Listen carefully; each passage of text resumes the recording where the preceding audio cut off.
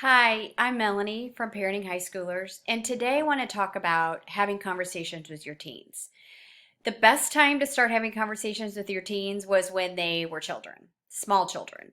But if you're here today as a parent of a teen, it is never too late to start. My suggestion, first of all, would be to set times, have a set monthly or weekly time that you meet with each of your children individually for about 30 minutes. Set a timer, let them know that there's a beginning and a middle and an end of this conversation, and they can watch the clock, but they also need to participate in the conversation. That maybe you have a little note somewhere in the house where you each can list possible topics that you want to talk about.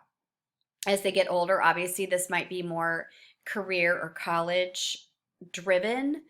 But in the meantime, let your kids know that this is important to you and that you will be meeting regularly. During these conversations, I think a big part of what you need to do is just listen. If your child has suggested a topic, then start with that. Let them lead this conversation. Let them ask you questions. Let them tell you what they are thinking.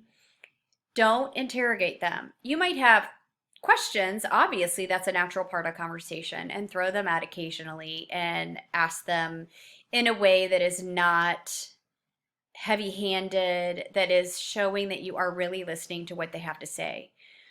I think part of this that works is the intentionality. The kids know that this is important to you because they are important to you. And that is so important for teens today. They need to see the evidence that you care. And part of that is time. And time in a conversation for even just 30 minutes a week is a great place to start. So also listen more than you talk. I think I touched on that a minute ago. Just let them take the lead. You can also bring up the topics that you want to bring up, but only really try to keep it to one, maybe two topics. And that if one is a heavy topic, maybe let that be the only one. But then say, okay, we started to discuss this, but our timer's going to go off, and I would really like to carry it to the next one. Would that be okay? If you are consistently talking to your teen about, is this okay? What time will work with you? Let them help set the parameters of your talks. Let them pick the day that works for them, as long as it obviously works with you as well. Let them see that they can trust you to leave it at 30 minutes. Let them see and experience that 30 minutes of your ears, your heart, and your time. It really will help you in the relationship with your teenager. I teach middle schoolers, and one of the things I hear them saying all the time, not to me, but to each other, is my mom just won't listen, or my dad just yells at me. So make a pact with yourself that this is not going to be that kind of a conversation. There are times when they do make mistakes and that you do have to parent in a little bit more overt way. But this time, this conversation time that you have intentionally set aside and you have carefully picked a topic or two and you're letting them bring a topic to the table as well, is a special time. It's not a time for yelling. It's not a time for, well, you didn't do this. No, it needs to be where you start a bond, that you become partners in this path that they need to start taking that will head out of your home. And the best way for them to make it successfully down that path is with a little help with you, from you as a mentor. And the best way to be a mentor is to listen and to give advice, but not from a place of, well, I know and you don't. It needs to be, as your teens get older, yes, you're still their parent, and yes, you need to be a parent, not a friend, but you can become more of a coach or a mentor to them than you were when they were 8 and you had to tell them what they had to do all the time. So, I feel like a lot of parents don't give their teens credit for things that they are thinking about and worrying about.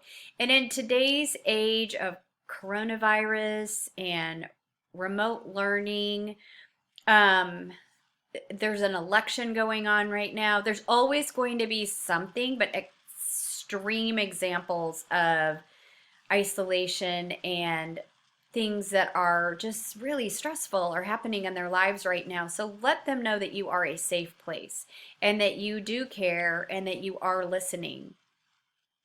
If you have to miss a meeting, for instance, something comes up, another one of your children is sick, or someone is unexpectedly in town, then immediately meet briefly or let your child know this, I can't, can we reschedule? But here's the thing, don't let that become a habit. You maybe, once every 2 or 3 months, something will delay it. Make sure that you all reschedule it and that it happens. They cannot begin to think that this is not a priority. Now, obviously, like they may have a job and they may have to change things as well. So it needs to be a mature two-way street with this conversation building. And I think as soon as your kids feel listened to and prioritized, you will feel really differently about parenting. I was a camp counselor way back as an 18-year-old in college. And I remember the parents would come pick up their kids and say, "What did you do to them?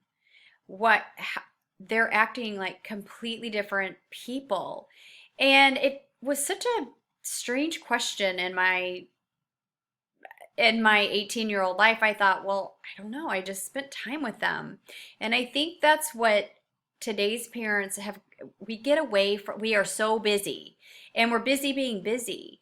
And if nothing else, our kids need to know that they can be part of that busyness. It's that is a priority. If church is a priority, then you do that every week. If Boy Scouts is a priority, then that is a weekly thing. If they are on a team, that is a however many times a week commitment as well. Your child needs to be one of those commitments, and they need to see that you will schedule this and you will honor that time and you will make it a time for them to remember. Another thing to try during this is ask them, like, where would they like to have this conversation? Maybe they'd like to go get their favorite fast food and go sit in a park somewhere. Or I know our boys, I wasn't the greatest basketball player, but a couple of times one of our boys would rather just go be doing something while we talked. So he and my husband would shoot hoops and I would rebound. But we were out there and we were together and we were having a conversation. And it was easier for him to say things to us in a less than like one-on-one, just intense. Not that it has to be intense, but to him it felt intense. So give them some options. Maybe go out and have a lemonade on your back deck. And just, shoot the breeze and just ease into make it a relaxing and enjoyable time.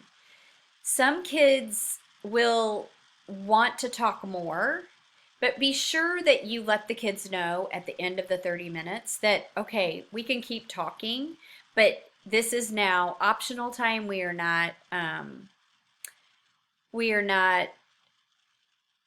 There's no more, it can be over whenever you're ready for it to be over.